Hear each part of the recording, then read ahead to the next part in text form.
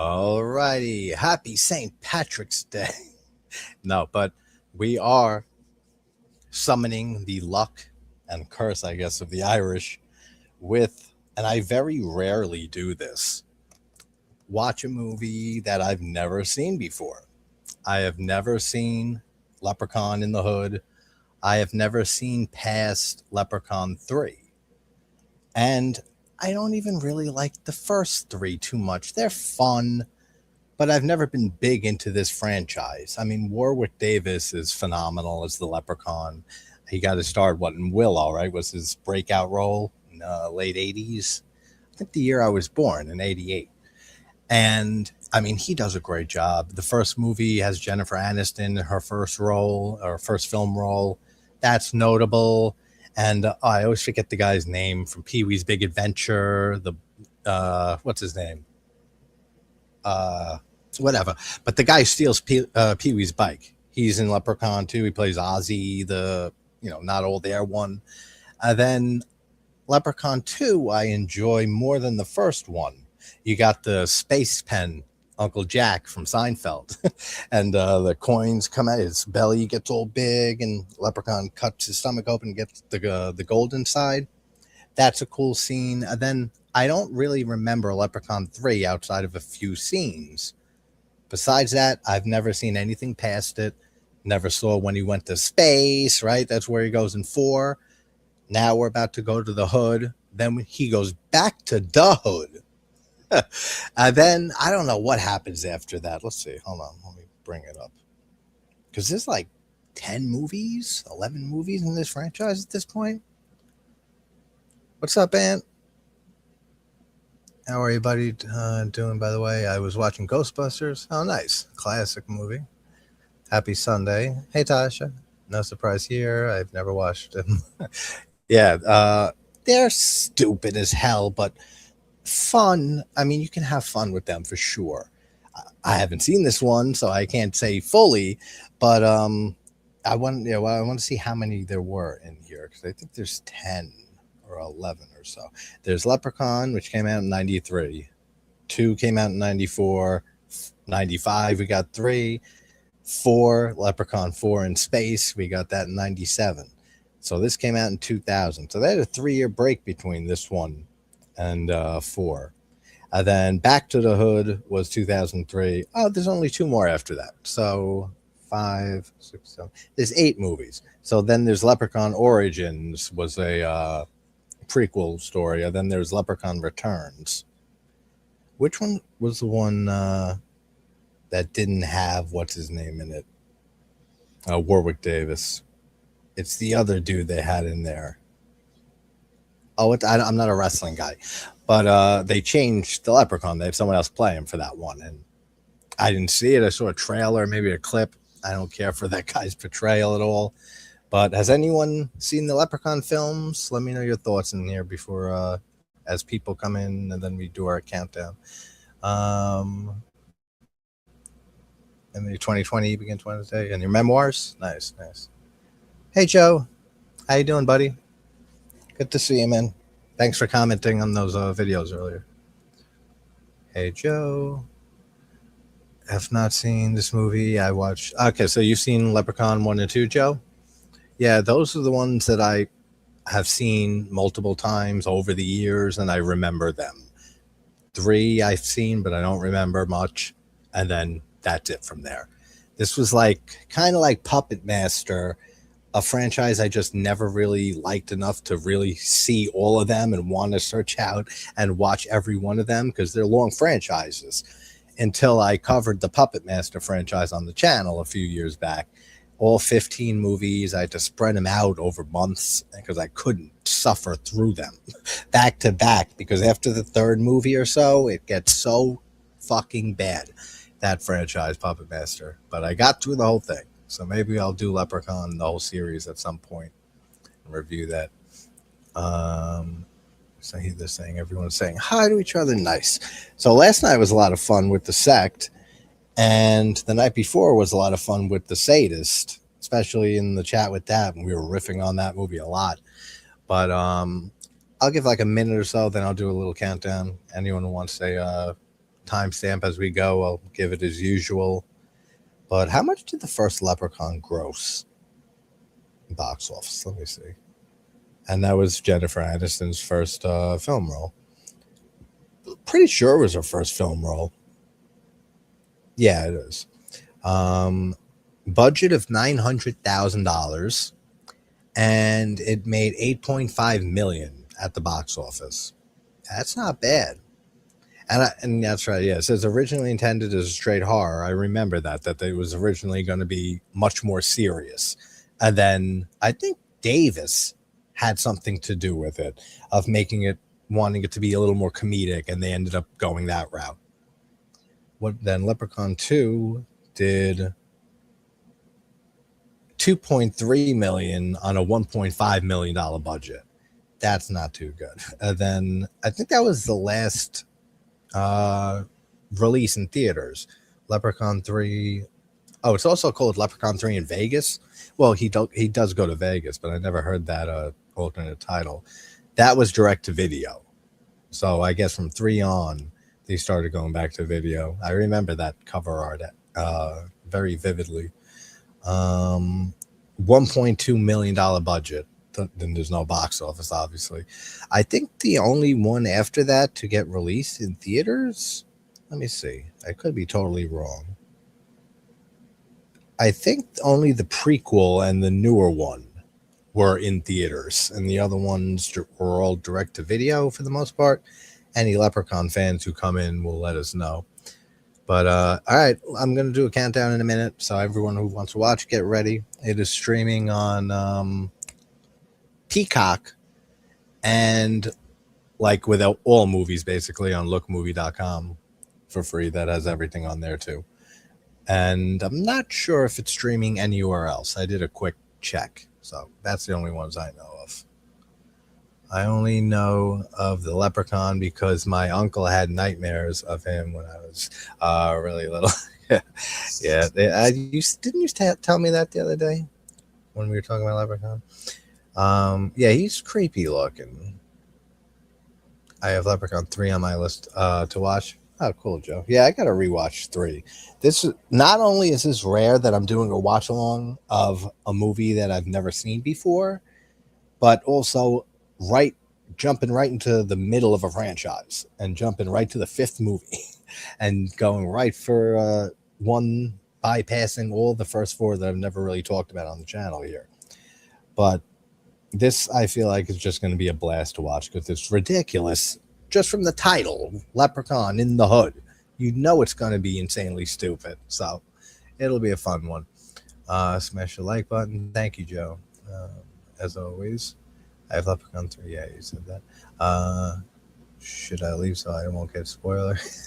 I mean, you're not watching it. I mean, so you're not going to really get spoiled, especially at the beginning. There's not going to be too much stuff to spoil at the beginning, unless you want to throw the movie on, Joe. Throw it on and watch with us. But I'm going to start the countdown. I know Tasha's watching. Whoever else is watching, I'll do it on go. So 3, 2, 1, go.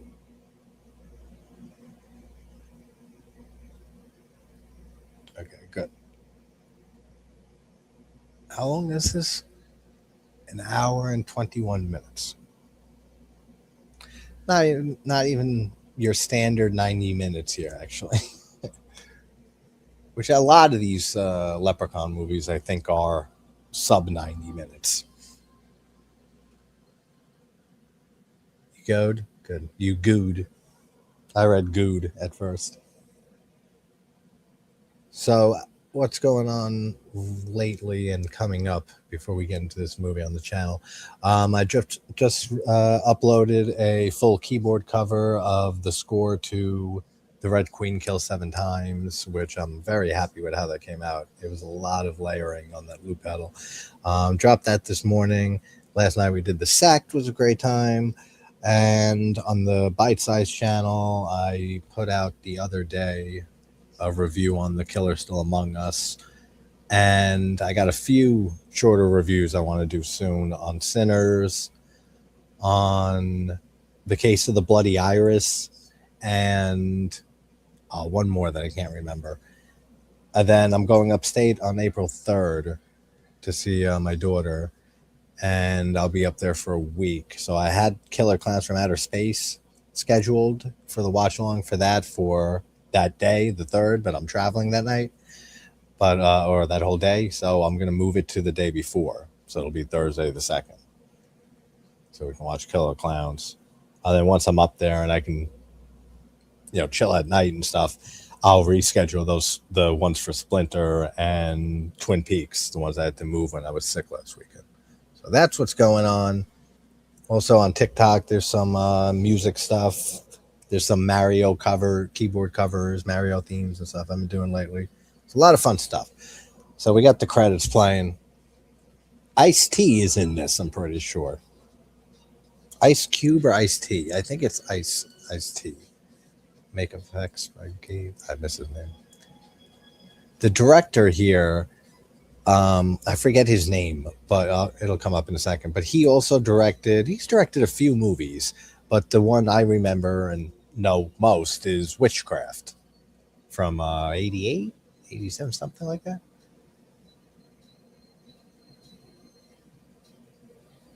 Story by, no, give me a director. It's like Bob something, I think. It'll come. Produced by, it's about to pop up. Rob Spera. Okay. Rob Spera is the director. Can you keep me updated on when you're doing the watch alongs? For some reason, I don't get the notifications. Yeah, of course. But also on your YouTube app on the phone or whatever, go to like your settings and go to notifications and make sure they're on, first of all. But then also on the channel, hit the bell and make sure it hits all notifications so that it sends them all. But you might just have them notifications in general turned off, because that happens a lot to people sometimes on their phones, especially. What'd you say, Joe? All right, can't watch tonight. Got to work tomorrow. Sounds good, buddy. You too, man. Have a great night and have a good day at work tomorrow. Talk soon, Joe. All right, so burgers hanging around here. These two guys see burgers, then they still look good. I have no idea about anything with this movie. I don't know what happens. I don't know why Leprechaun is in the hood, why he goes there. I know it's probably for his gold, like every movie. But besides that, that's it.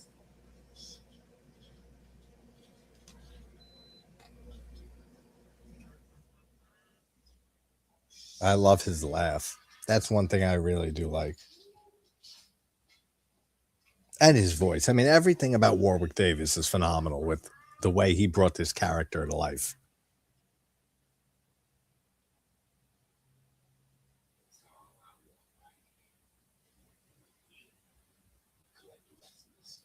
Oh, let me get back to. There was one thing I forgot I wanted to check about the Origins one. Let me see. Origins, here we go. Hornswoggle, that's it. Hornswoggle was the one who played him in the Origins movie. That one was released in select theaters and followed by streaming and DVD. So that wasn't even like a full theater release. But Hornswoggle played him. And then the one after that was the newest one, which I forget exactly what happens in that. But I'm pretty sure Warwick Davis came back for that one. I don't know. I'll never get to those later ones, most likely anyway, anytime soon. Slug groans is what it said for the subtitles. Let me see. That's a great return, though, on the first Leprechaun for a $900,000 budget, and they made $8.5 million. That's not bad at all.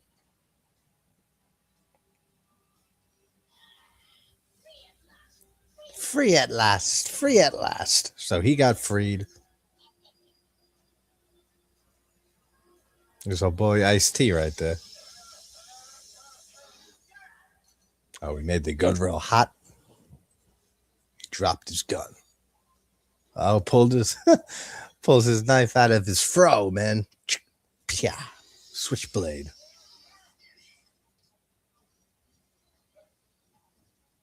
I wonder how, let me see how many people worked on sequels. I don't think many did.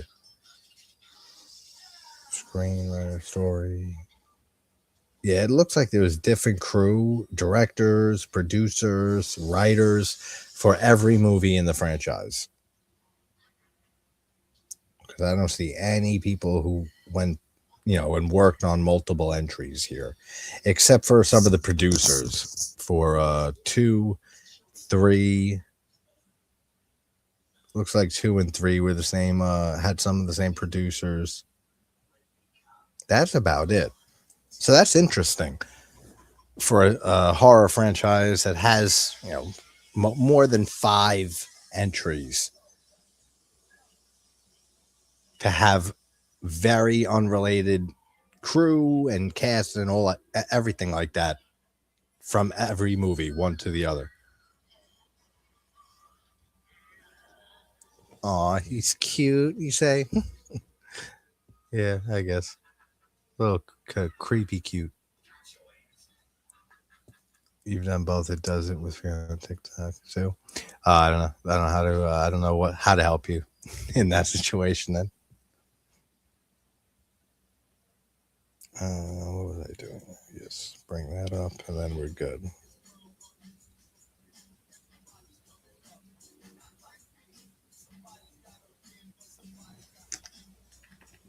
Live your life right, and good choices choose. You're gonna have all the rap music in this movie. You know that, because they ain't in the hood.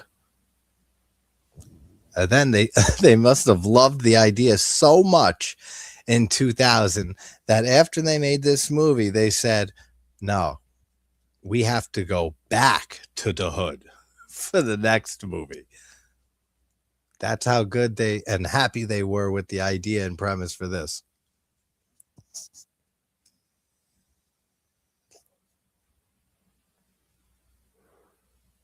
There's got to be I don't like electrocution kills in movies.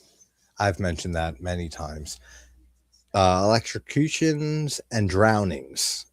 Not never, but there's very few kills in both of those fashions in movies that do it for me. Most of them, it's like, meh. Like Halloween 6, when the douchebag father gets electrocuted and his head explodes. That's really good. Electrocution kill. What's one I saw recently? It's just throwing a toaster into the killer's still among us. Throws a toaster into her mom's bathtub. Just nothing great. Drowning kills too. Like I said, not a lot of them. But there was a good one in the case of the Bloody Iris I watched the other night, which I'll have a review out hopefully tomorrow or next day on TikTok and the Bite Size channel. I wanted to see how many rappers are in this movie that did like guest appearances and cameos. Because I was watching Scary Movie 3, I don't know, a week and a half ago, and I started laughing because with the scene with Leslie Nielsen, and he's so fucking great, that man was. He was one of the best comedic wise. And when the aliens show up, and this is how we say hello, and how do you say goodbye? And they got George in the nuts. All that stuff's great. But then they have all the rappers show up with Kevin Hart, and there's Method Man, Redman, Macy Gray, and a few others. So I wonder, with a movie like this, I'm sure they got more than Ice-T. But let's see. Coolio's in this. Okay. Figures Coolio's here. Stephen M. Porter. He's not a rapper, but I know him. Badass with Z's, not S's. Badass. I'm guessing he's a rapper. That's his official name on there. So those 3, it looks like. So then you go overboard with like rappers, because that was a big thing at this point in time. for horror movies after fucking Scream. And that's not what caused it, but around that time, after Scream came out in the early 2000s or so and late 90s, you had a lot of movies that had rappers as either supporting characters, most of the time supporting characters, like Seed of Chucky with Redman is in it. And who else you got? There's a lot of them at that point in time. This one's another example. But a lot of rappers were making appearances in horror movies at the time. Hey Phil, how you doing, buddy? And hey Ginger, how you doing, man? In the hood. What up? How you doing, Ginger? And Phil, how you doing, bro? The electrocutions never seem realistic to me. Yeah, I mean, that some of them look good, but just the whole electrocution thing in general just doesn't do it for me in movies most of the time for kills. Same with drownings. The one in Case of the Bloody Iris the other night that I watched with Giallo was good just because it was different a bit, because the killer takes the woman and puts her in the bathtub tied up and like with something around her neck so she can't like move her neck up, and then slowly turns the tub on and it slowly rises and she's screaming like, no, I don't want to drown, help, and then she just drowns under the water. That's cool. That was a good drowning death. Everyone's saying hi. Good. Happy Saturday, Sunday, everybody. Not Saturday, Sunday. It's Monday for you, Ginger, right? You're in the future as always. Yeah, scary movie 3, Phil. Yeah, that whole movie is so good. We'll be doing watch parties for the rest of them, leading up to 6, because we did the first one, so we'll do 2 at some point, 3, 4 and 5 if we got time. If we got time, maybe we'll do those. Can't complain, buddy. Always good to see you, man. Just got back from the dentist. Suitably numb. Sorry to hear that, man. But good that you're numb. Dentists suck.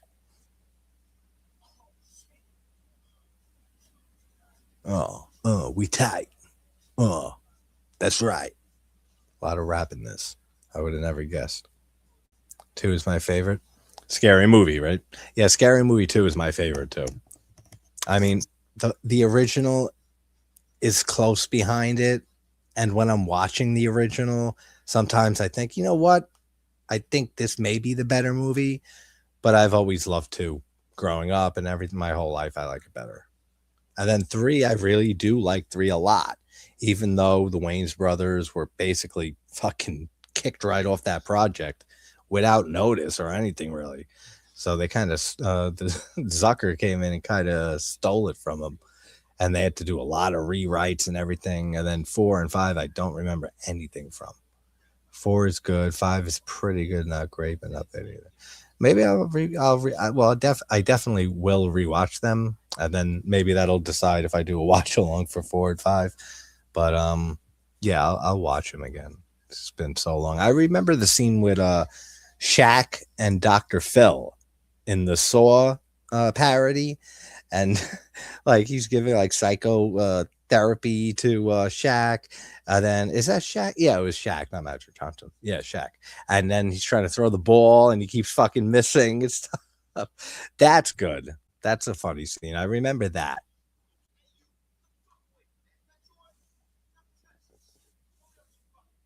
So Ice-T's like the main dude in this, I guess, huh? He's got his nice little desk, got his nice little fly sunglasses, that fedora he's rocking.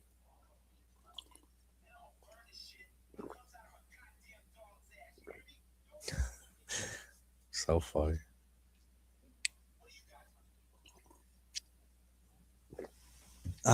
Nice cup of coffee. Nothing like it. Nothing like it. Yeah, that saw scene at the beginning. Is that the big opening scene? That's probably why I remember it more vividly than anything else in that film. Phil, how do you feel about the Leprechaun movies? Have you seen those?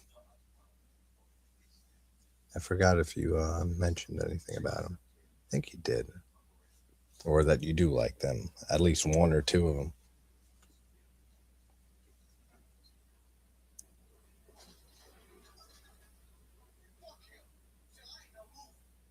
Fuck him, I ain't no loser, he says.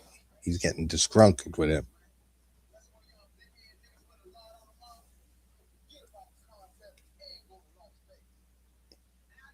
Interesting, they mentioned Las Vegas in this movie just now, and he went to Vegas in three. So that's a nice little callback.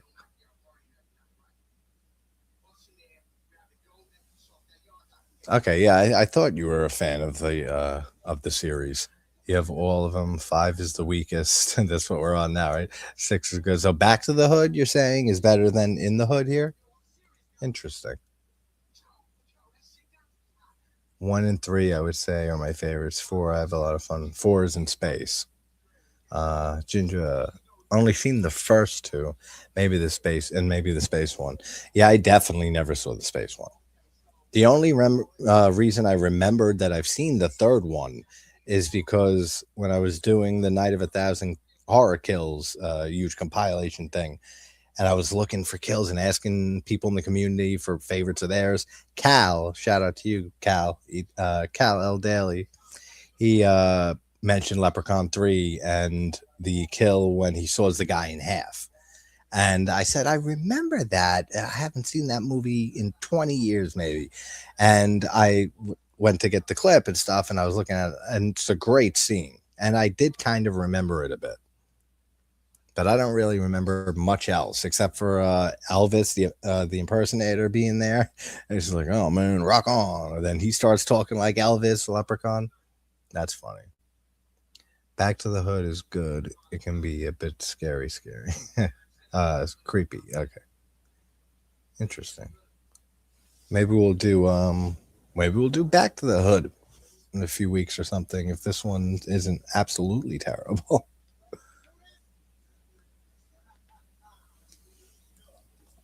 Anyone see any new releases lately this year that they're big on?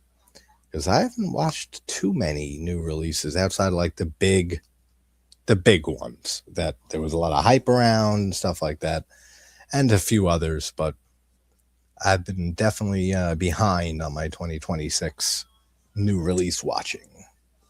Send Help, I did a review on, so that Sinners, that was technically last year, but that I'll have a review out tomorrow. Um, yeah, I mean, there's a lot from this year that I still have to catch up on. Didn't they release another 28 years, right? The Boneyard or something? Ginger, you'll know that. I think you reviewed it. You did. Um, because I've been saying forever, I want to go back and rewatch the original 28 Days Later, which I watched it a few months ago. And that's what made me say again, fucking do this series eventually. Because I want to watch years later. I don't remember at all. I'm not even sure actually if I saw it. I'm pretty sure I did. And then I didn't see the new one. And yeah, you're saying the Bone Temple sucks, huh? I think you told me that when it came out, or when you dropped your review on it. Not surprising at all. Scream 7. Yeah, I did Scream 7 too. Okay. Scream 7 Cold Storage. Haven't seen that one. Or War Machine.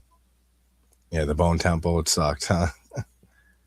That's what I heard from a lot of people and a lot of fans of the franchise, like big fans, which I know you are with the first one, especially.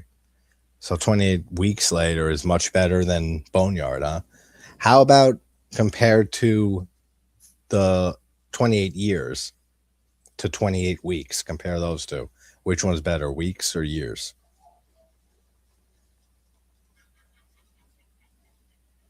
Oh, Leprechaun's made his presence known. Oh, I remember that. I've heard that line before. Must have been from like a clip. You got more. Whatever than Tiger Woods, he says. They're shooting the shit out of him. They shot his arm off just now.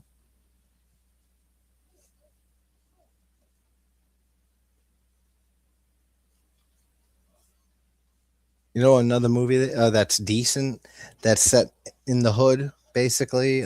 Killjoy, Full Moon. There's a few of those, right? There's like maybe 4 or 5 Killjoy movies.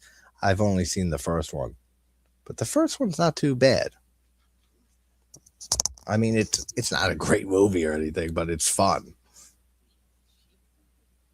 Weeks is better than both 28 years later films. Okay. You want the Leprechaun as a pet? All right. See what we can do. If anyone wants to get Tasha the Leprechaun or just Warwick Davis himself as a pet, I don't know. Send super thanks or some shit, chat to have her, and we'll send it to her.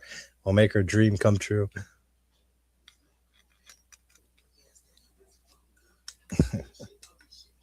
There we go. My light died. Got a little side light here that plugs into my laptop. And I said, why'd it go off? Oh, that's right. It's not plugged in. It was running on battery.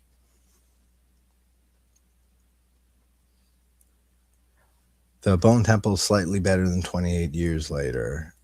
Okay, interesting. So you're saying Bone Temple is a little better than Years, only because either directing is not trying too hard. Danny Boyle fucked it up on that one.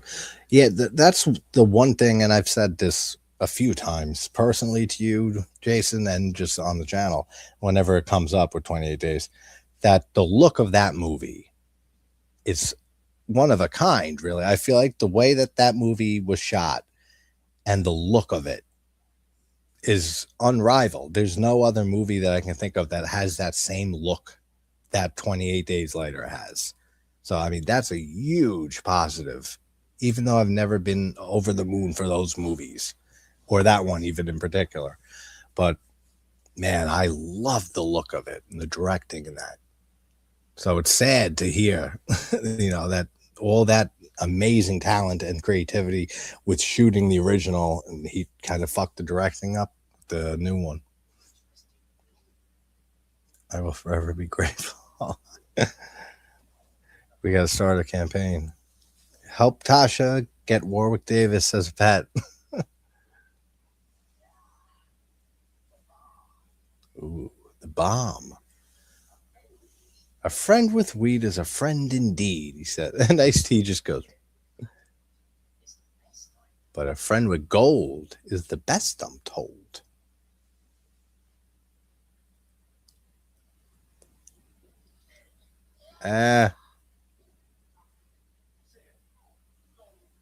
Gold. Ooh, ripped his finger off.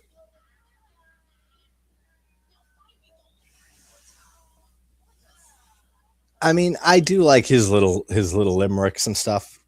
That's one thing that I guess makes his character more charming than he would be if it, one, wasn't Warwick Davis playing him, and two, if he just wasn't comedic and it was just like a lot more serious. But you can't make a movie like this real serious.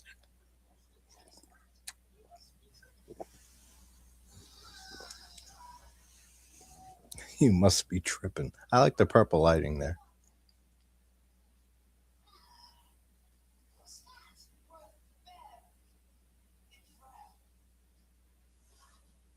He's never heard rap before.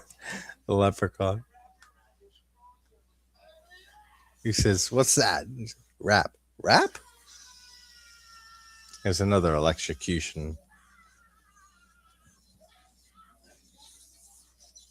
But like this is green electricity from him that he's causing. Let's see here. Especially if you'll smoke with me. Always a plus smoking with a Leprechaun, right?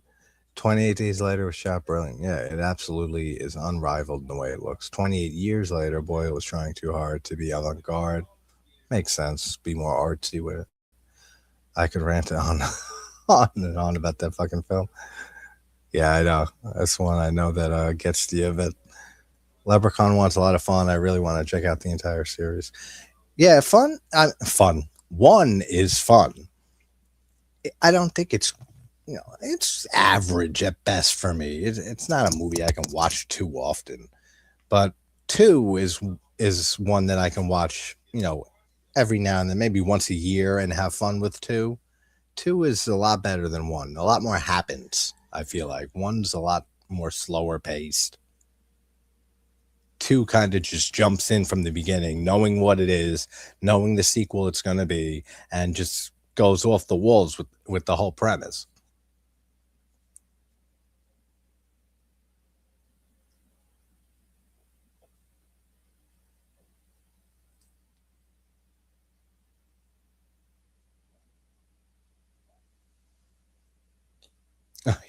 He said what man? I thought he said white man. Thank God for subtitles.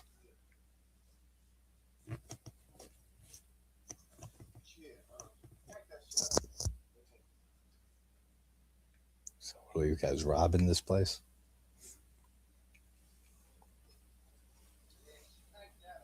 And speaking of Tiger Woods, that joke he just made, Tiger Woods, you guys hear that he got in another fucking DWI, flipped his car.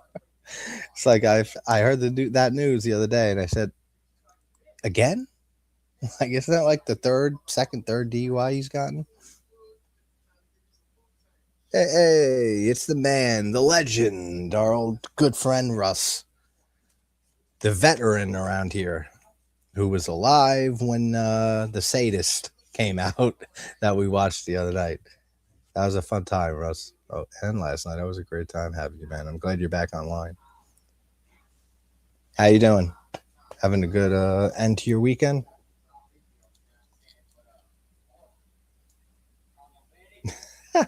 He's talking about like a music video, stuff like that, dancing, and it made me think of Lamberto Bava's, or no, not Lamberto Bava, Paganini Horror with the video clip. I was dying at that. That the dubbing's so bad, the dialogue is so bad in that movie, and it's Luigi Cozzi. That's it. And they're talking about Michael Jackson's Thriller, his music video, and they want to shoot a music video, but since it's Italian and stuff, they say this one girl goes, no one's ever done it before except for Michael Jackson and her fantastic video clip. I was dying. And then one guy, we could do the same thing. And then another girl, we could shoot the video clip. And I was dying because music video was the word they were looking for. That's so funny. One of the funniest and best things of that movie. I mean, that was not good. Paganini R. Good day, Bruce. That's a cool shot of the leprechaun just sitting there, the beer bottles on the table, the candles next to the woman who's drunk. It looks like out of her mind, unconscious almost.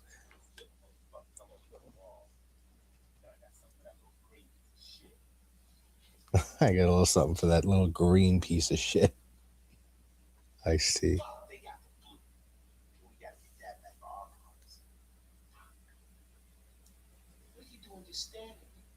What was the budget for this one? I didn't look that up, this specific movie. I can't imagine it being that much. I really can't. 1.4 million? Yeah, that sounds about right. Oh, no, that's the first movie. Okay, when I searched in Google. Leprechaun in the Hood. I was going to say, there's no 1.4. That doesn't sound right for this one. Actually, yeah, same thing. 1.4. And direct to video. Not too bad. And I'm pretty sure, like I said, that all of these went direct to video from the third movie on, except for the one with Hornswoggle, whatever the fuck his name is. And the newest one, I think, was released in theaters. I love his laugh. me see. Leprechaun Returns. That's the name of the last one. Eighth movie. Interesting. So that one is a direct sequel to Leprechaun from '93. That new Leprechaun Returns, from what year did that come out?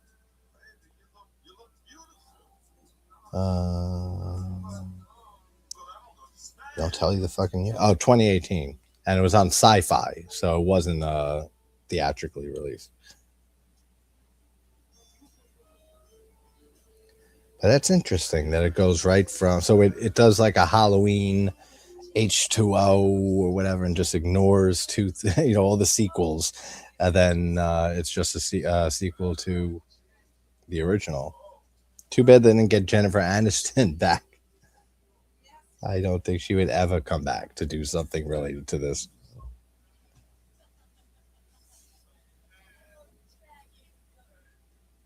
Oh, baby, yeah, give it to me. That's what's going on the screen right now.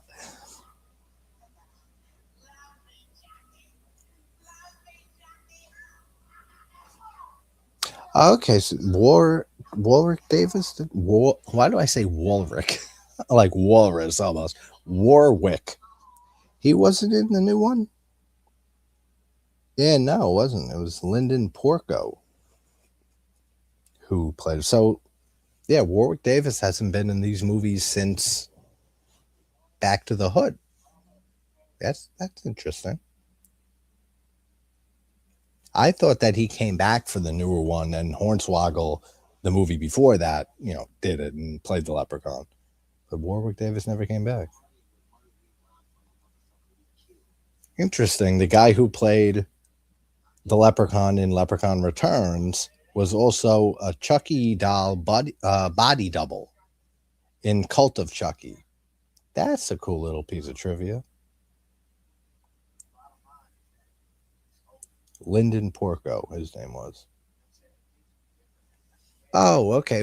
This is now I got the guy's name. I couldn't remember earlier from the first one, and Pee-wee's Big Adventure, steals his bike. Mark Holton, that's his name. He was in oh, that's right. He played John Wayne Gacy in the movie Gacy. That's a good movie, actually.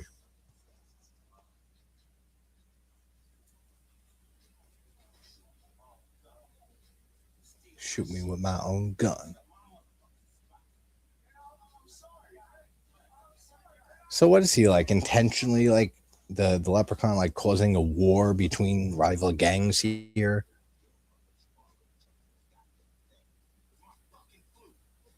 Let me catch up here. They're looking for this flute. So him already. We got these Chad. Where we at? Two right here. Yeah. You brought up Robert the Doll last night, and then I was saying that there's the franchise, right? There's like 4 or 5 movies, and each one gets worse and worse. The first one's not too bad. The Robert the Doll from, I don't know, mid 2010s, 2013, 14, something like that. It's not terrible. Then they made a sequel though after that, and then that one wasn't really good at all. And then they made another one, and that sucked. And then I'm pretty sure they made a 4th one, which also indeed sucked. So, I mean, maybe there's one fun one with the beginning there. They should make a new one with a bigger budget, like, because I know those are very, very low budget movies, the Robert the Doll films. And Tasha knew that. Obviously, Warwick and Jennifer are too good to come back to the. Yeah. Especially Jennifer. That's why I said she would never come back to any project relating to this. You never know. I mean, maybe she's older. She looks back on it. That's what started my career. Not that it started it, but that was her first film role. And say, hey, they're doing something new. Let me go back and then I'll do something. But I really doubt it. I do not see her ever coming back to it. She never talks about it, I'm pretty sure. Just like Brad Pitt never talks about Cutting Class from '89, the slasher he was in, and Tom Hanks and He Knows You're Alone.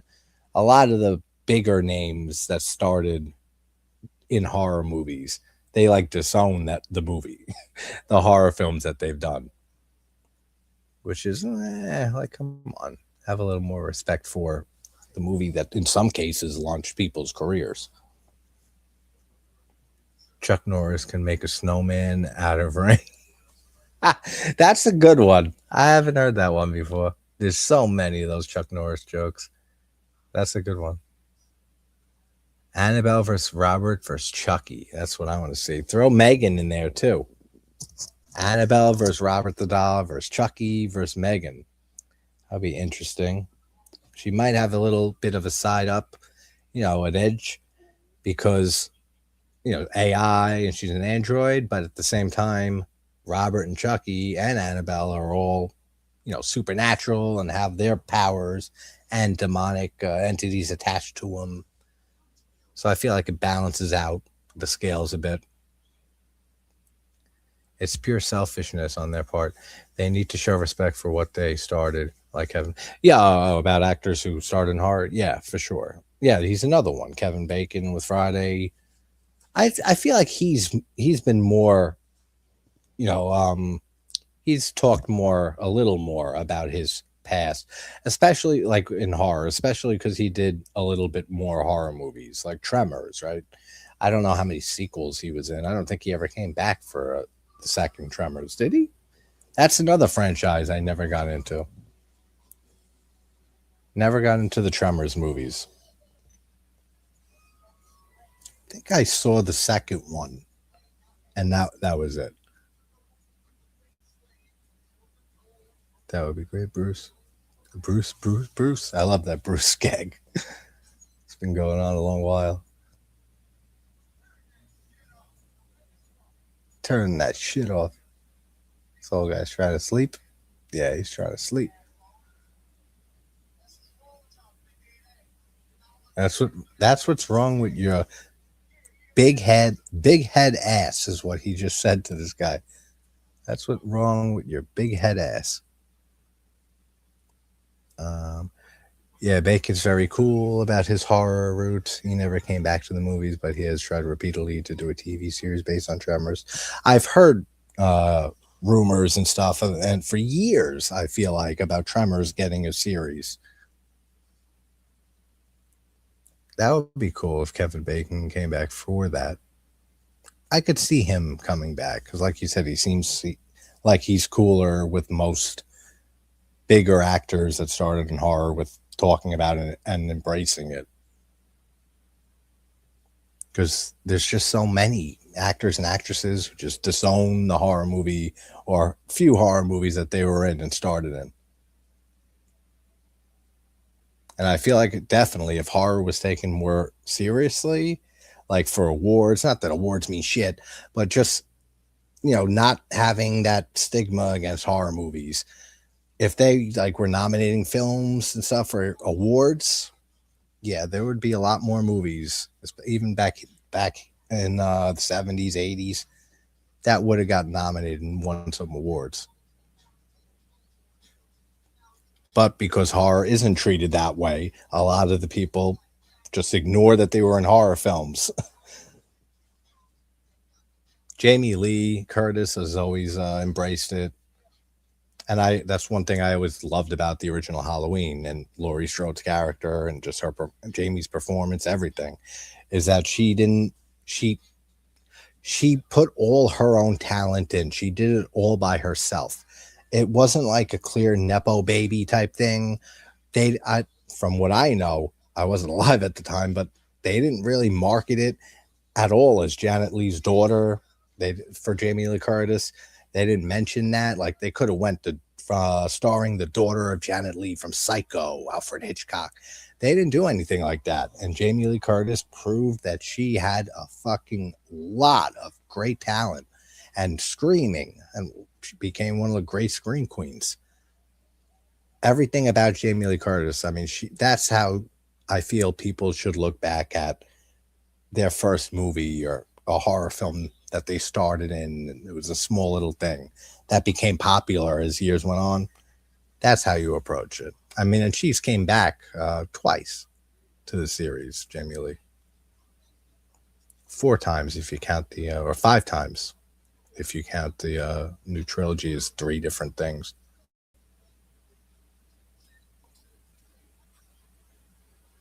I read that, right? Yeah, cool. So what are they going to do? They need this flute for some reason. Why? Let me look that up. Figure what the hell's going on here. This is not that good already.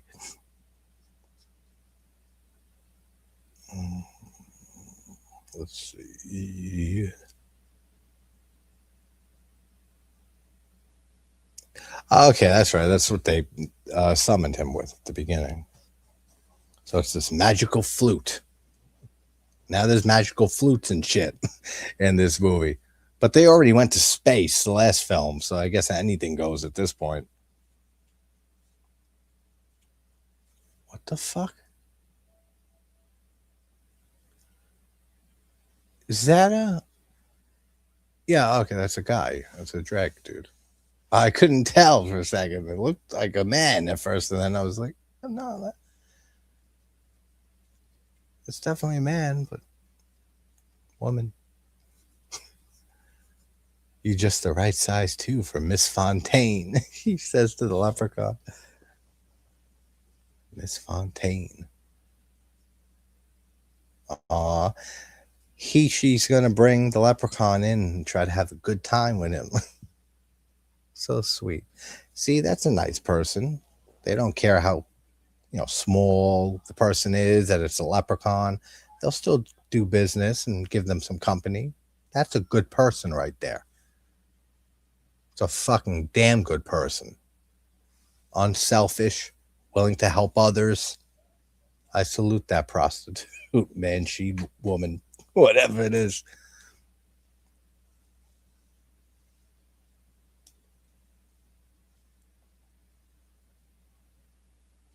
Wait, you hear O's and stuff? No way. That's him making the sounds, right? Because he can change his voice.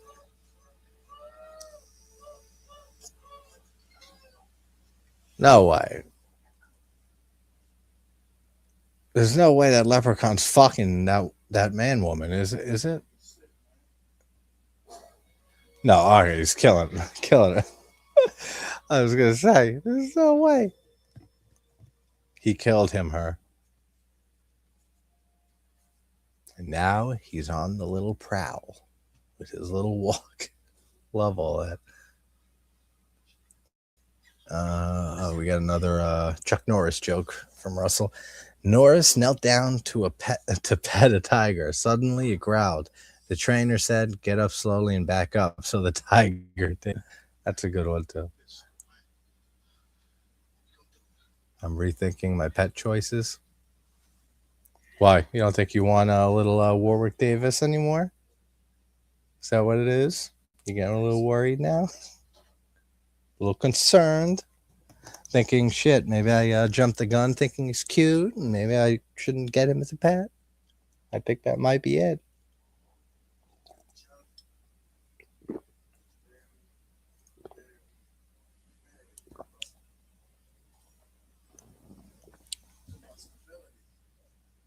And boom, that's it. I was right. That maybe means yes. Damon, you smart, man. Yeah, he's smart. I love how they just delivered those lines.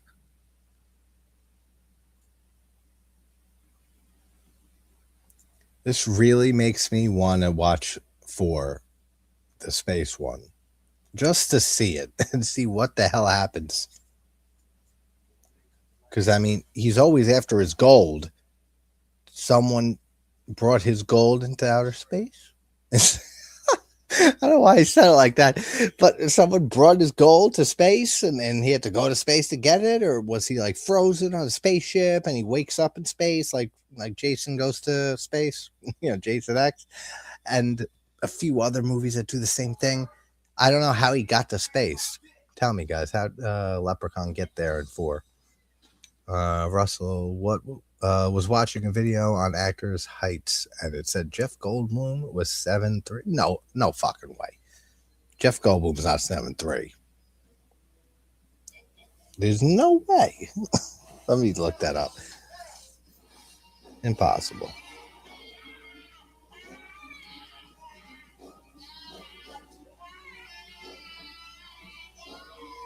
He's 6'4". I had a friend in high school though.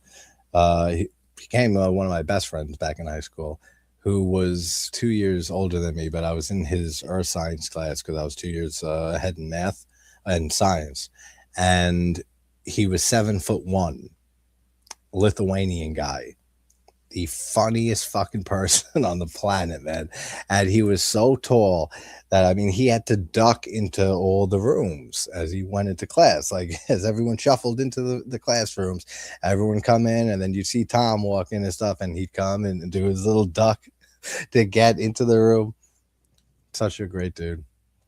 And then weirdly, I fell out of touch with him for a while. And then my cousin on my father's side married this guy years ago. They got married, and her husband is longtime old friends with my friend Tom, the tall guy from high school. And I saw him at their wedding a few years ago. Really good guy. Shout out to you, Tom, that you'll never see this. Haven't talked to you in forever, but you deserve some shout out. I would guess that the Leprechaun got into space with Bezos. That's definitely possible. Walt Disney's last word was Kurt Russell. You know what's one thing that's crazy with Walt Disney, with the whole Snow White controversy, with the movie that blew, and that annoying cunt of a woman who's in that denounced the movie in all press conferences and interviews, and then she's saying, "Oh, we're telling our own story." And what's that stupid thing she said? Weird. That whole fucking clip that went viral. I can't stand that girl. I hope she never gets another acting job again. So bad. And she almost single-handedly tanked that movie. I didn't really see it, but despite how bad the movie already probably was and is, she didn't help at all with all her press conferences, all the PR, everything. I'm pretty sure a lot of people don't want to work with her anymore. But I brought it up because Walt Disney's wish and his will and stuff was don't ever touch Snow White and make another Snow White or do anything with it, because that was one of his biggest movies, and he was very protective of it. And it was pretty sure that was the first 3D animated feature film, right? Or something like that. I got that possibly wrong. Let me see. Snow White. It was the first something animated. Let me see.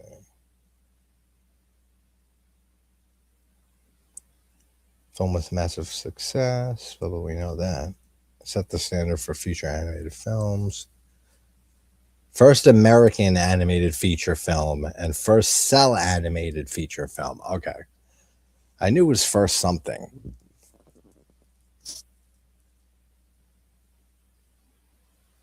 But yeah, that was his last, that was always his wishes. Don't fucking touch Snow White, please. And that's what they do? They just defiled his corpse and metaphorically basically raped him in his grave and just churned out the worst remake possible that you can imagine, with the worst controversy surrounding it. I think they lost I don't want to say 2 billion or a billion or something, but close to that. They lost a lot of money with that Snow White remake. Had a friend who was 4 or 5. That's pretty short. Actually, there was a friend of mine in college who was I don't know if it was a midget or dwarf. I think a midget, but he was 4 something, 4'2", 4'3", something like that.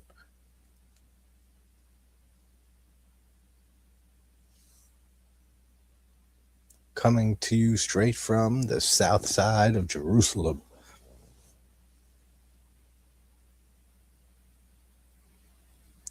I mean, even the kills in this so far are absolutely nothing great at all.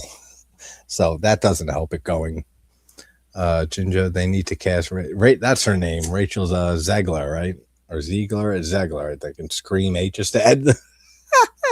Dude, that's a great idea. Get her ass in there.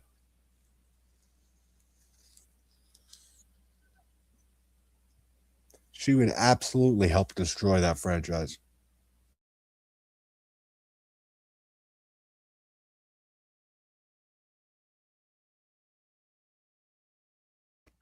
She was in that movie, um, Y2K. Was that it?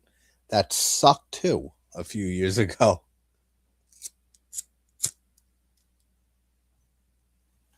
But man, the PR, the like destruction that she did for that movie was just insane. That's a great comment, though, Jason. That's funny. And have we learned not to judge what we see? Says this dude.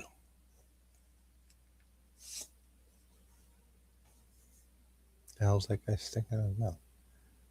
Oh, that's the flute, right? The magical flute. Oh shit! Magical flute time. Y2K wasn't too bad. It was Maximum Overdrive for Gen Z. I don't remember it much, but I saw it and I thought it was terrible. I mean, I don't remember anything good from that movie. So I don't even remember, the comparisons to Maximum Overdrive. And yeah, much worse is always the best words and phrases to throw in any discussion on that movie, from what I remember. Oh, we got a dance sequence. Oh, boom, boom, boom, boom. Sounds nothing like that, the music, but the beat's still same. You can still dance the same way to it.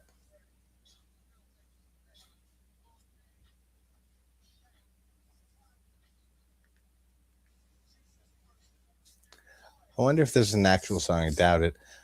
A lot of the times they'll just use, these fake rap songs and stuff and stock music, and then rap over it. Reminds me now of the rap battle from Scary Movie 3, since we were talking about it. Everybody in the 202. What is it?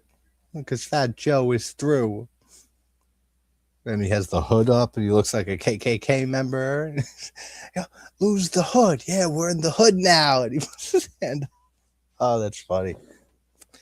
One of the funniest things in Scary Movie 3 is whenever George gets thrown out of a window, how fast he gets back up. I die every single time. Like after Brenda's wake, and that's such a hysterical scene too, with Mahalik and stuff. Wake up! You're alive! Wake up! She's smacking her in the face, Brenda's corpse, and all that chaos. They throw him out, George, out the window. He literally goes, bruh, I'm done. And he's walking a split second later. Oh, that kills me. He just like 2-3 times in the movie. And there's another thing I didn't notice in Scary Movie 3, how they make fun of Kevin Hart's how short he is and his height. There's a scene when they come at the end with all the rappers and stuff as backup. The rest of them are clearly standing on like a raised platform to make Kevin Hart look extra small and short. So you can see like two of the rappers walk and like step down in a shot when he says like, come on, and then they follow him. I never noticed that before. Somebody pointed it out to me. It's a cool little detail. So they actually shot a shot and had everybody around Kevin Hart on a raised platform. So he looks extra fucking short compared to all of them. And then right in the next sequence and the next shot, when they're walking off and stuff, he's back to regular height. It's a great little gag that I never noticed. George Harrison's last words was love one another. Yep. I'm pretty sure I do remember hearing that. George was so great. I don't want to get too much off track into the Beatles because we did that a lot last night. It was we turned it to like half, maybe like a third Beatles talk, which I can always talk Beatles. But George Harrison, yeah, he was so unfairly treated. I feel like, and he always felt that way too. I mean, he wanted to get out of the band early on too. You know, before like around when John wanted to leave, and they were all going through their chaotic times with the White Album, especially going forward. But George had to fight to get his music on their albums. Look at Abbey Road, and that's the last album that they did.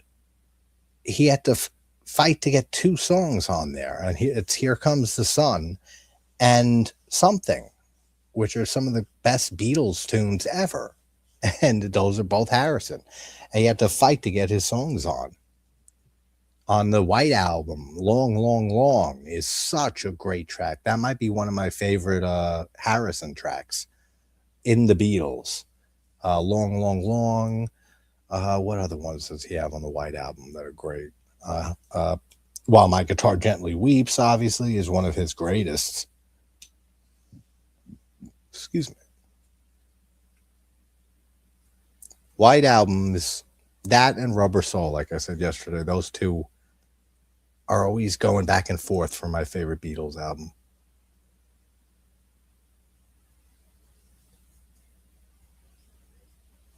These guys are freaking now. They saw some shit go down. They know this Leprechaun's for real. We dealing with some evil supernatural shit here, man. Is that a big cross on the wall right there? It looks like it. Not that that helps the Leprechaun or anything, does it? It's four-leaf clovers, right? That he's like not allergic to, but that take his powers away. That's how they defeat him in the first movie, and they lock him in the box, right, in the basement at the beginning of the movie. The old couple and the guy who brought him back, they put a four-leaf clover on top of it, and then at the end they have to pick a clover, and that destroys him or puts him to sleep or wherever the fuck he goes. Whatever he gets put down in between movies. The Ruddles were a funny group. I never heard much from them.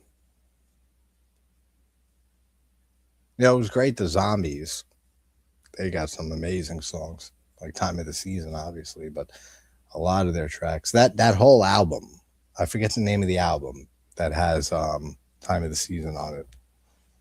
Is the album "Time of the Season"? Let me see.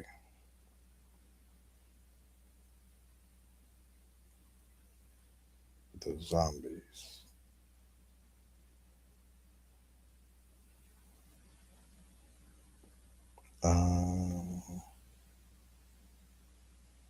Time of the Season featured. Oh no, Odyssey and Oracle. Okay, that sounded familiar.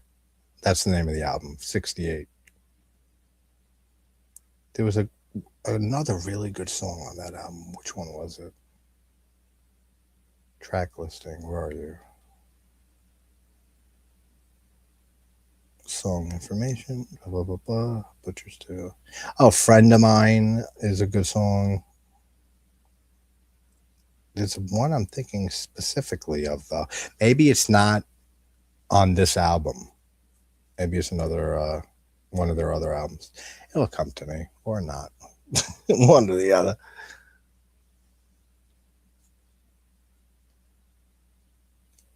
We're about to go hit the jackpot, they say, and they'll split it with that fucking devil.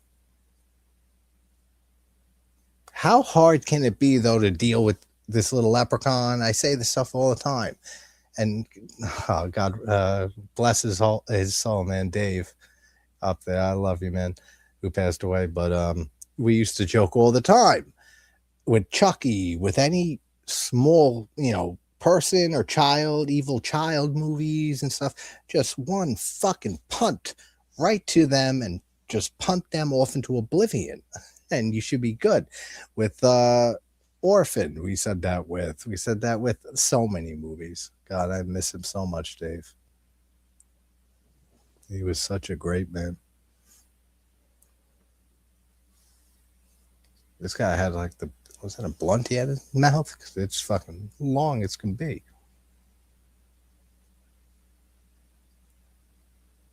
Here comes the. Are they still like freestyling and shit? Even though everything was going on? Yeah.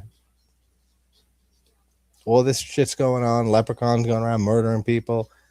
They still got time to be just having a rap session, freestyling a bit. Why not?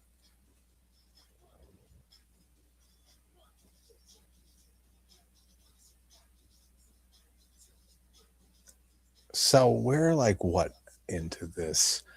We got 28 minutes left. We're past the hour mark. I'd never fucking watch this movie again, ever, for any circumstance.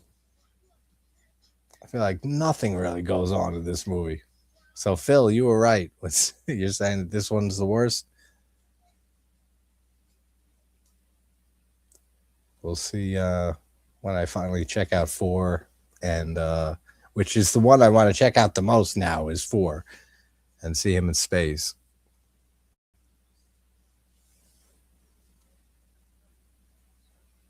Come, my child, come into this house of God.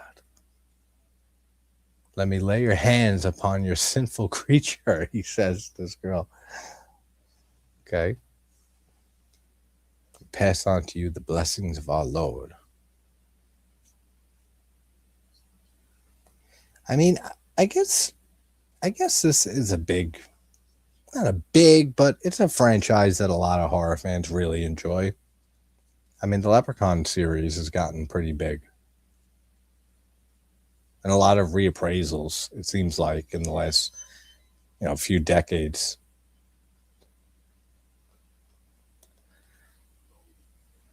I'm not sure how I feel about the green eye effect right here. Actually, it's not too bad. They did a decent job. Because if some of you know and have heard me say it, for the most part, I hate the green eye effect in horror movies, especially you saw it a lot in, wait a minute, there's some crazy effect going on. Oh, the leprechaun came up behind him and just shoved his hand right through the back of him and it's coming out his chest. That's really cool. Had to stop for that. Now I'm trying to remember what I was saying before that, though. Now that really distracted me. Talking about the leprechaun, talking about we want to go to space because everything like that. Someone will film me. There was a point I was going to make. They're still doing the whole rap battle or performance.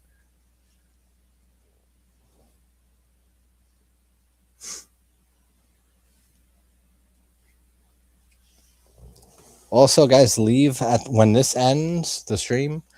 Leave in the comments 5 movies. List 5 movies that you'd want us to do watch-alongs of and hang out and talk about them. So I'll have like a list from all those comments and I'll narrow it down. I'll put them into polls and stuff. I want to hear from you guys specifically what movies you want to hang out and talk about. So after the stream ends, or now even, you can just leave a comment and put a top 5, not your top, but just put 5 randomly chosen movies.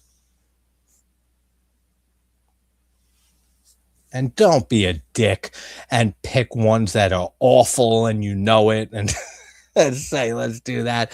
I mean, we'll still do them. But you know what I mean. Don't drop like a Sharknado on us.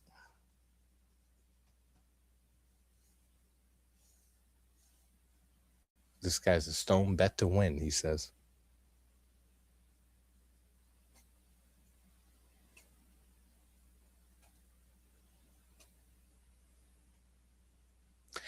The green eye effect. That's what I got distracted with the special effect that happened when you ripped through the guy. I don't usually like the green eye effect. See how it'll loop right back minutes later?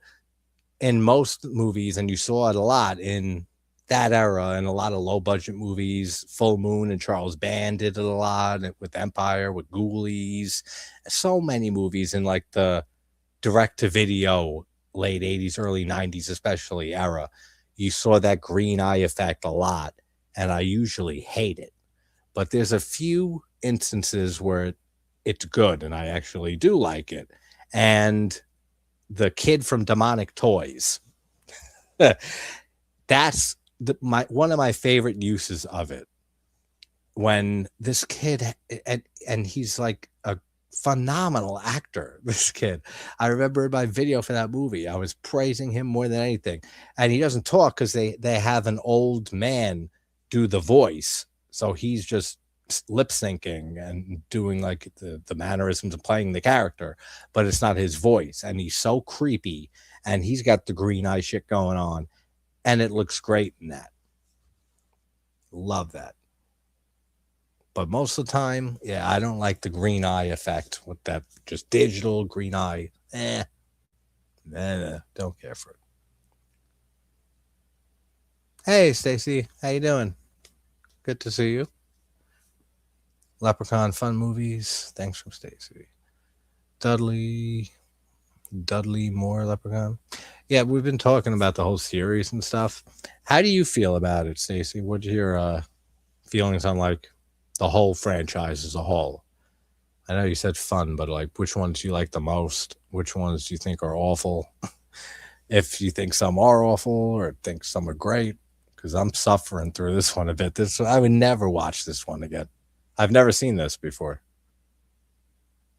I've only seen the first three. Tasha says, so don't suggest rubber or teeth. No, you can definitely do rubber or teeth. Those are super fun. Teeth is a great movie. I love that movie. There's a lot of fun stuff in that. And I've posted the scene from there, as I said, and it's also in the Top Kills mega compilation video. It's well, yeah, it's probably a kill, I guess.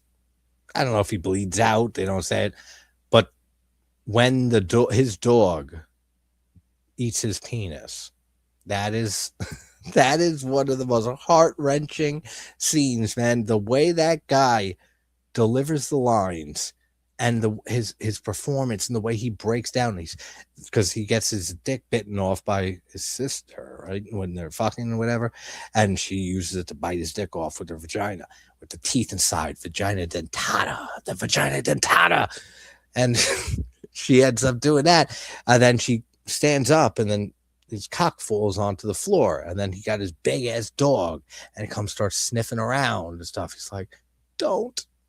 No, don't. Then he just, and he goes, the way he goes, no, dude, it kills me. It makes me feel his pain every single time. That guy gives such a great performance in that scene. Then the dog just like burps up the Prince Albert piercing he had on his dick. The rest of it's all gone. Because I mean, imagine having your dick cut off in any way, bitten off, vagina bitten off, and you're looking at it on the ground because the only thing you're thinking as you're bleeding out right there is they can reattach it. Please tell me they can reattach it. Then your dog eats it. Oh, that's the biggest fuck you from the universe that I could think of. Oh, terrible. But Teeth's a great one. Yeah, we can do that movie. Yeah, go ahead, Ginger. I want to hear him. I'm gonna be useful. Yeah, I figured that. My first pick for the list, Evil Bong. I haven't seen that in a long time, actually, and that's fun. That's a fun one. Not good, but it's a fun bad one. That's Charlie, right? That's Charles Band.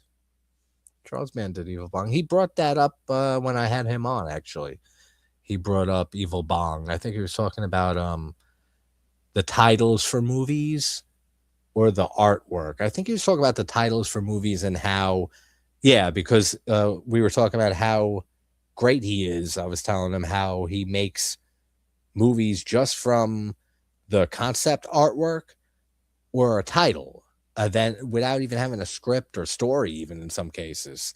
And he was saying, like, when you can pick a solid name. And most of Full Moon's movies and stuff are the same names worldwide in all other countries, which is rare. Usually you see them released under different names. A lot of his movies are all called the same thing. Demonic Toys and Puppet Master are Puppet Master and Demonic Toys everywhere. So we were talking about that, and he said, like, because you have a strong name and stuff, and it's instantly marketable because you know exactly what it is. The name is Evil Bong. You know the type of movie you're walking into just from the name of it.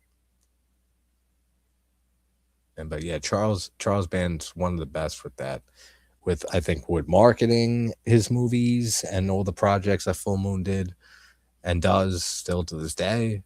I mean, he's just one of the great low budget businessmen, filmmakers that understands the business, got in right when like VHS was exploding. I put him with Roger Corman, Jim Wynorski, who I also had the pleasure of having on. He was funny as hell. Oh, you got to have him on again, Jim Wynorski. I talk to him on Facebook now and then. Awesome dude. I think he's got some projects he's finished. Like, he's always filming stuff and like takes like 2-3 weeks to shoot something.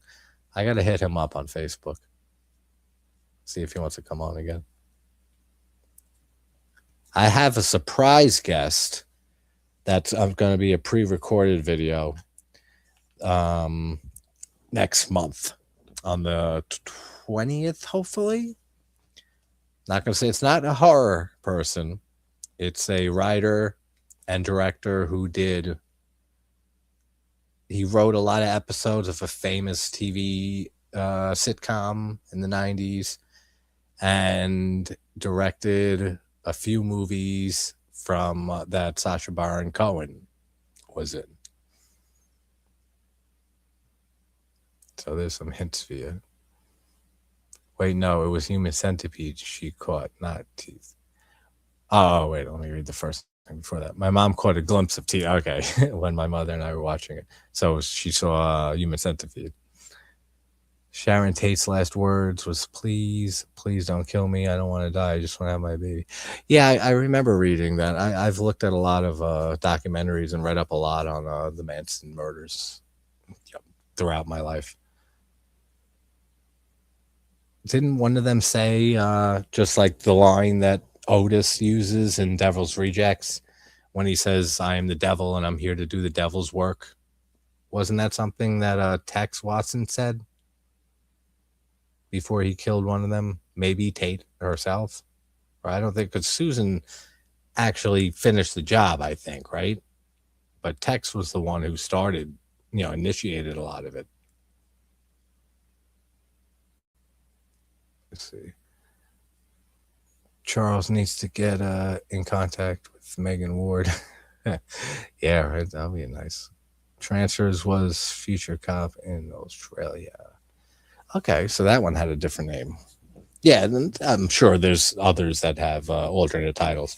But for the most part, right, if you think like a lot of Full Moon and Empire movies, always known as that one title. Puppet Master, as I said, Demonic Toys, Subspecies, Killjoy, I'm pretty sure, too. Blood Dolls, I think it's Blood Dolls, right? That movie. That one isn't that good anyway. But Castle Freak, I'm pretty sure that too. Same name. So yeah, a lot of, and that's 400 plus movies. Because when I had Charles Band on the channel for the interview, we were promoting the first movie in Full Moon's new production line, Pulp Noir. And they're doing they're a lot more serious films, not too serious, still Full Moon-esque, but in that Pulp Noir style. And we were talking about Quadrant, which was the first in that production, and we talked for like 25-30 minutes or so, and that was the launch movie, and it was his 400th film that he did. And since then, I think he's directed like 2, 3, 4 other movies. So imagine 400 movies. That's crazy.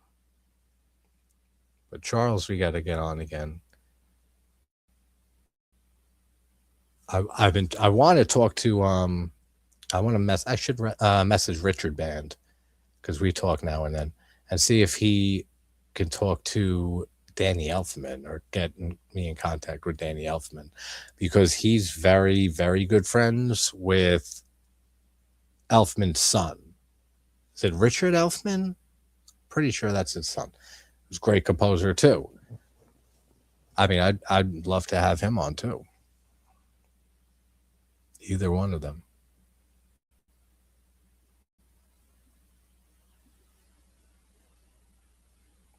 Yeah, Tex. Yeah, he was like, he was the leader. I mean, Manson was the leader, but when you sent him out to do their business, yeah, he was the one that was taking charge. It happened more so back in the 70s, 80s, but now that time. Yeah, I mean, that makes sense, because so many movies were doing that throughout, throughout horror, exploitation, all different types, thrillers, westerns. They all were getting multiple titles. One thing, you know how I always say that I don't like multiple titles, like for Italian movies, especially that have multiple alternate titles. I always like and love one title, and all the other titles I do not like at all. Rare exception for that. Let me see if I remember. I think it's Why All the Blood on Jennifer's Body, but let me see. The Case of the Bloody Iris that I watched the other night, review coming the next day or two,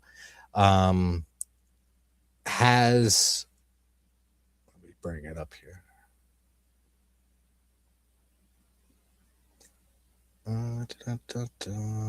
Here we go. 72. Yeah, this one's title, the alternate title, I think I like it better than The Case of the Bloody Iris, which is, why is there blood on, why the blood on Jennifer's body? No, why those strange drops of blood on Jennifer's body? I like that title more than The Case of the Bloody Iris. Why those strange drops of blood on Jennifer's body? That's a cool title. I prefer that, and that's very rare. Very, very rare. Usually all the alternate titles, one, that's the one I love. The others are terrible. So that was an interesting watch, actually, when I rewatched Case of the Bloody Iris. That's a good movie. It's a very, very good giallo, but it's kind of by the numbers. It was in 72, it was right during the flood of all those movies. And funny enough, because Ernesto Gastaldi wrote that film, and I was just talking about how much of a travesty it was, an insult to injury, that he was part of writing The Killer Still Among Us, and how terrible that film was. But yet, and I named a bunch of movies that he co-wrote or came up with story for that are so much better. And I didn't bring up that one. I forgot about The Case of the Bloody Iris, and he was the screenwriter for it. He wrote the script. Great movie. The score is very good from that. That's one of the best parts about The Case of the Bloody Iris. The score, and it's by Bruno Nicolai, who also did The Red Queen Kills 7 Times and The Night Evelyn Came Out of the Grave. I'm pretty sure he did Sergio Martino's Your Vice is a Locked Room and Only I Have the Key. I'm pretty sure he did another one or two, All the Colors of the Dark by Martino. I think he did that score too. He did a few of Martino's scores. Man, this movie is slow as shit and boring. There's not too much good that goes on. I did like that effect with when he reached through the guy with his hand. That looked cool. Nothing like new that we've never seen before, but dang, this leprechaun's a perv. Well, in the second movie, he wants to marry this woman who's like the descendant of some girl he loved before, or wants like for his wife to be his slave. I don't know, some dumb shit like that is the premise for 2. Something to do with like a marriage between them, or like some type of union. It's weird. 10-year-old Judith Barcy, who was shot by her father in her sleep. Good night, Mommy. I love you were her last words. Crazy. Terrible. So much terrible stuff in the world. That's why horror movies are a good sanctuary. At least it's horror and terrifying in ways that you don't have to experience and be affected by. It's right there on the screen. Lep needs love. What's up, Ben? How you doing, brother? Good to see you, man. Yeah, for sure. What in 1988? Oh, okay. What you were saying earlier, before that, Russ, right? Yeah. What do you think of the Leprechaun series, Ben? What are your thoughts on them? Because I never saw this one. I will never watch it again. I'm pretty sure. I mean, not fully paying attention because of chat and we're talking about a bunch of stuff, but this movie is not holding my attention at all. And I've heard this is one of, if not the worst, at least with Warwick Davis.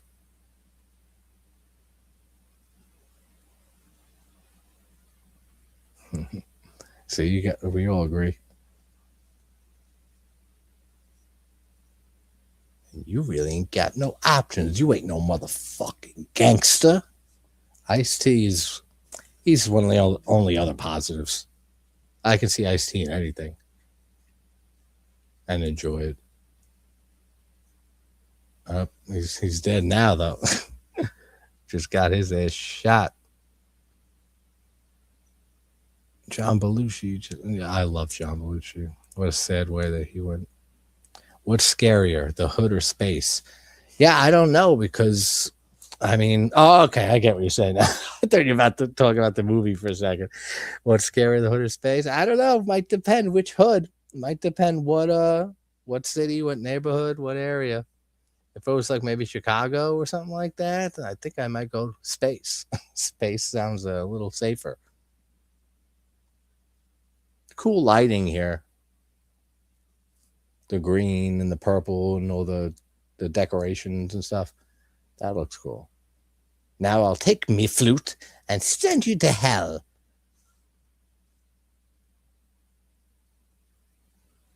So this whole movie, he didn't really even talk about his gold or anything. Like, he just wants the flute. I'd rather do a spacewalk than walk on to the 2:30 a.m. Yeah, exactly. I'll never forget. I saw Fish live so many times, 60, 70 times. And I saw them once or twice in Camden, New Jersey. And those were some experiences because Camden is, I think it's the murder capital of the world. I mean, the country. It used to be, at least. I don't know if it's still, let's see if it still is. I know for several years, though, it was the murder capital of the U.S. Camden.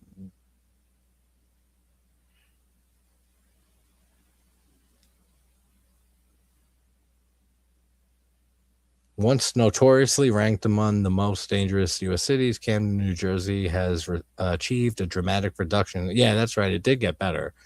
But while previously considered a murder capital, focused community, blah, blah, blah, blah, blah, blah, blah. In 2012, Camden had 67 homicides.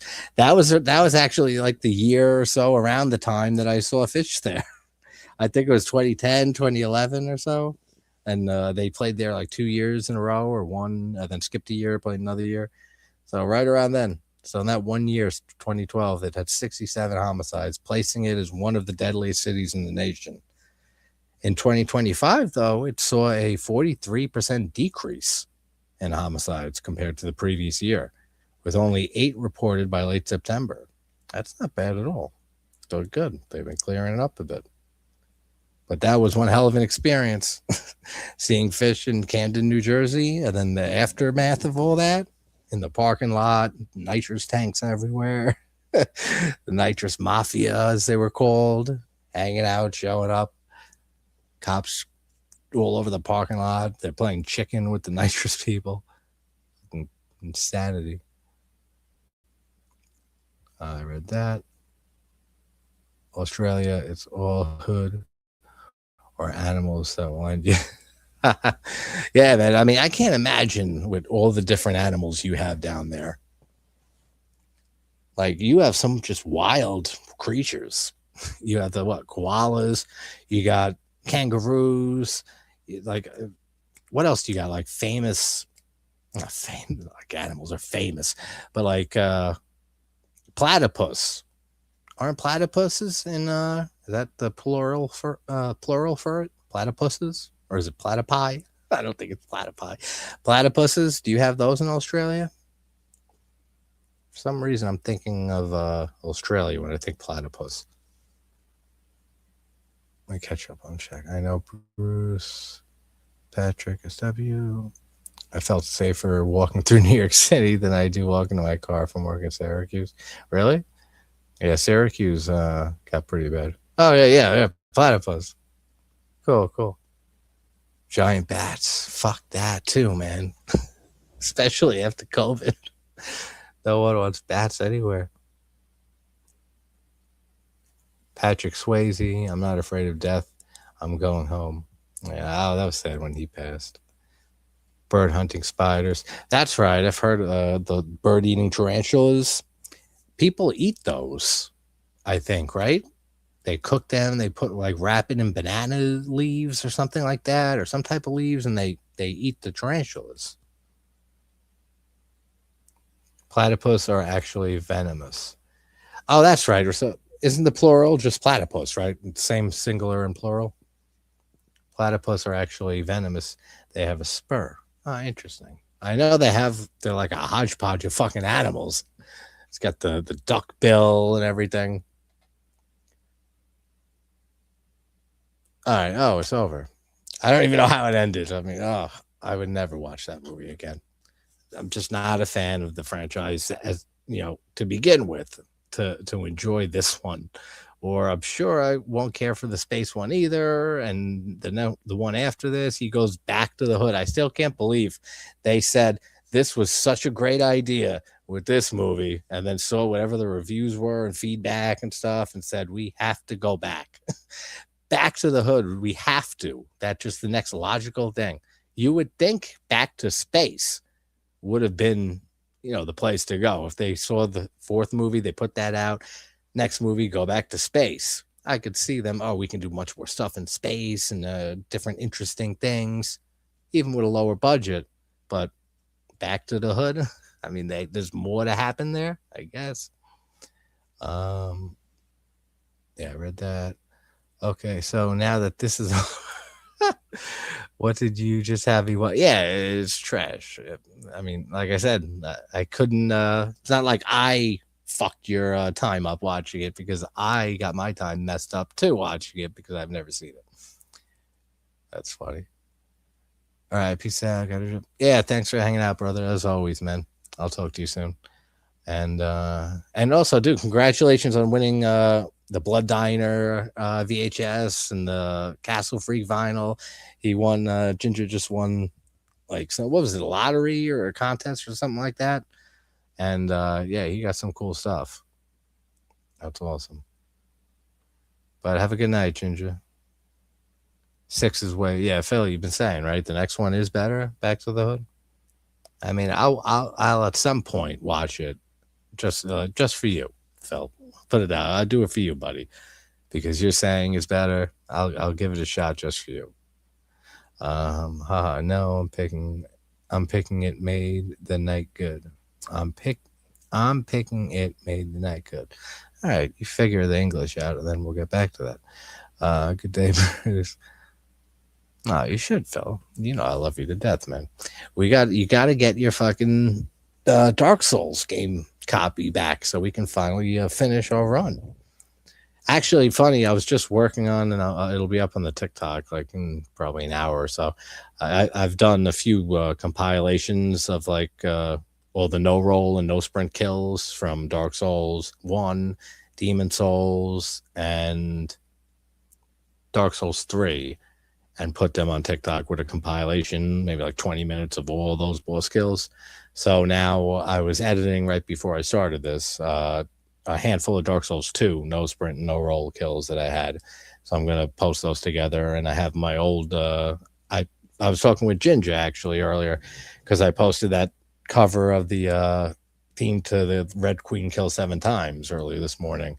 And then I was thinking about my mixer because I used to have a good mixer for a while for recording and stuff. When I wrote music and recorded my own stuff, I recorded a few albums like 15 years ago. So I went back to listen to that because it's much better quality. And then I said, actually, I miss listening to some of this, and let me put it out there. So I posted one part of a song of mine on the TikTok.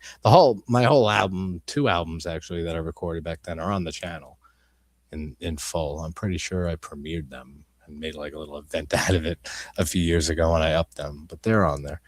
It's like one album is like mostly all acoustic, and it's a concept album, and it's mostly instrumental, all acoustic.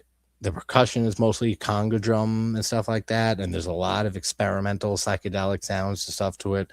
And the other album is much more electronic and electronic instruments like electric guitar, and not just acoustic, but very progressive rock. It's like a space opera, like instrumental, like space concept album thing. So those 2 are up on the channel. Music fans, you want to check that out. But I'm putting together that compilation of Dark Souls 2 no sprint and no roll kills, and using some of my music on top of it. So I'll put that on TikTok probably in an hour or 2. But let me pick up on the chat, make sure I didn't miss anything. Horror trivia, that's what it was. Yeah, I messed up one question but got another that no one else got. What was the question before I end this? What was that toughie? I mean, I meant I'm picking on you. I made the night go. Yeah, no, I know. I keep forgetting. I'll try to remember to buy it again. I'll message you on Twitter. Yeah, sounds good, man. Then we can finish it up, because we were up to what, Demon Prince, right? Or we beat the demons. We beat the Demon Prince, or one of us did. I think we did, because that's what I'm up to on Dark Souls 3, that no roll run, and that I've been taking a break. I haven't played video games in like 4 months, something like that, except for Spider-Man Miles Morales. I was playing with Scarlett when I was up with her maybe a month ago, 2 months ago. We were playing that a bit. But besides that, and Grand Theft Auto, I was playing with her too, which is wild. She's 12 years old. She turned in February. And we were playing Grand Theft Auto, and I was around the same age, I guess, or a little younger maybe, when Grand Theft Auto Vice City and 3 and then San Andreas came out. So she was having fun playing Vice City. I had on my PS5. Steven Spielberg directed the first Columbo episode. I knew that because I used to watch Columbo with my grandpa, and then I started watching it on my own. So I really enjoy Columbo. Yeah, I think we beat Demon Prince too, with both our characters, which means we have Madir left, which is one of the best dragon bosses in the franchise. Then we have Half-Light, which is an absolutely terrible boss. Then we have Slave Knight Gale. Then Lord of Cinder, the final boss. And I think that's it, because we killed Sister Frida. I know we both did her. And then we both killed the wolf person, the champion grave tender, Grey Wolf, with the 3 wolves and the guy and then the big wolf. I'm pretty sure we beat him, yeah. Jasper's 10. He plays GTA too. Yeah, I mean, I was super young when I was playing those. Vice City is my favorite still. To this day, Vice City is the best GTA for me. Just for the setting and it being in Miami and in the 80s and the fluorescent lights and neon lights everywhere and the soundtrack. There's radio stations for that game, for Vice City, compared to all the other ones, the best in the entire series. All the musical choices was great. All the 80s movie references, that you can go to that apartment that looks like from Scarface, where the chainsaw, hotel. That's cool. And there's actually a chainsaw in there, I think. And then later on in the game, one of the places that you buy, your mansion, whatever, looks just like Tony Montana's in Scarface. JT did like, yes, Hawking and Jits. Oh yeah, what are you saying? Did like, yes? I mean, yeah, I like all that music. Prog rock has always been my favorite type of music. Yes is one of my favorite bands of all time. Steve Howe is one of my biggest influences on guitar, easily. Genesis, Rush, Jethro Tull, the Beatles, obviously, is my number one. Frank Zappa, Gentle Giant, I fucking love them. And yeah, Hawkwind, I never got big into them, actually. That's one I never really checked out too much. Emerson, Lake and Palmer, another phenomenal. Tarkus, the song itself is one of my favorite progressive rock, like side A pieces, like a long epic song from a prog band.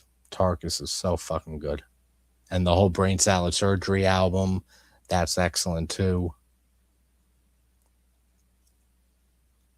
I'll see if I want to. Russ, if you want to hear my album that I recorded way back, it was 15 years. I can't believe 15 years. I'll bring the link up quick. I'll drop it in the chat. Let me say.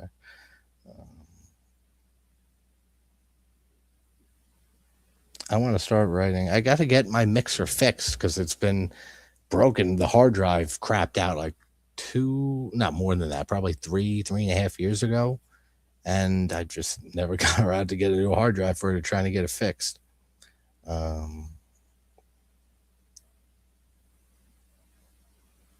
Mental centrifuge. Don't forget, guys, to leave those 5 movies as a comment of ones that you want to see us do watch-alongs of. All right, I got the link here for this. And where's this one too?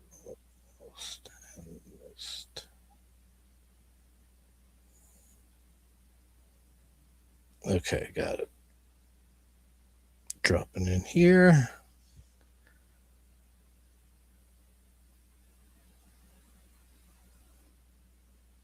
All right, this first one, Russ, is the first one I recorded. I think it was like 2008. Lost and Missed is a concept album with the more acoustic, experimental, psychedelic sound. And then here's the other one. Centrifuge. An Exercise in Mental Centrifuge is the name for that one, which I always liked that name.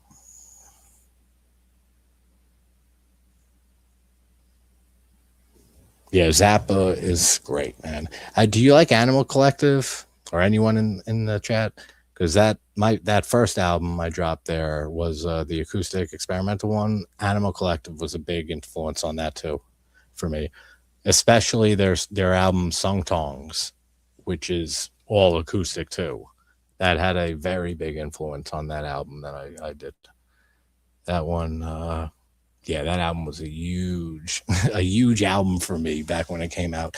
All Animal Collective stuff. I've always loved that band. I've seen them 5, 6, 7 times, something like that. Probably 6, 7.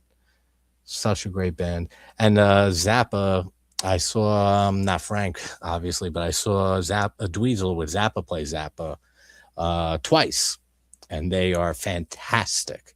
I mean, Zappa was always a very underrated guitarist, I feel, but his son is just as good and is amazing at both mimicking and playing his father's music and also still having his own style and playing.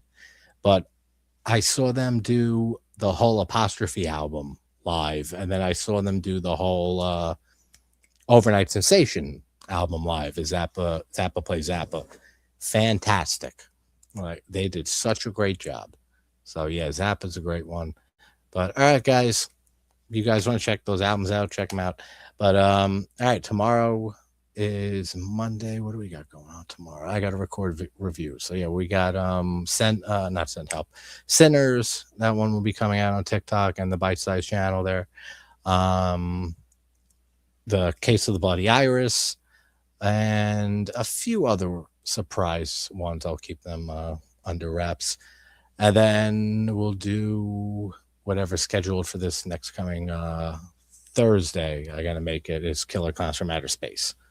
So we'll be doing that Thursday, and then I'm heading upstate on Friday. And that's about it, guys. Great story.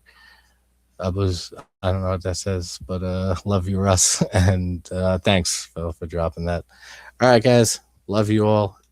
Thanks for hanging out. Oh, the song. Okay, cool. I hope everyone has a great night. I'll talk to you soon.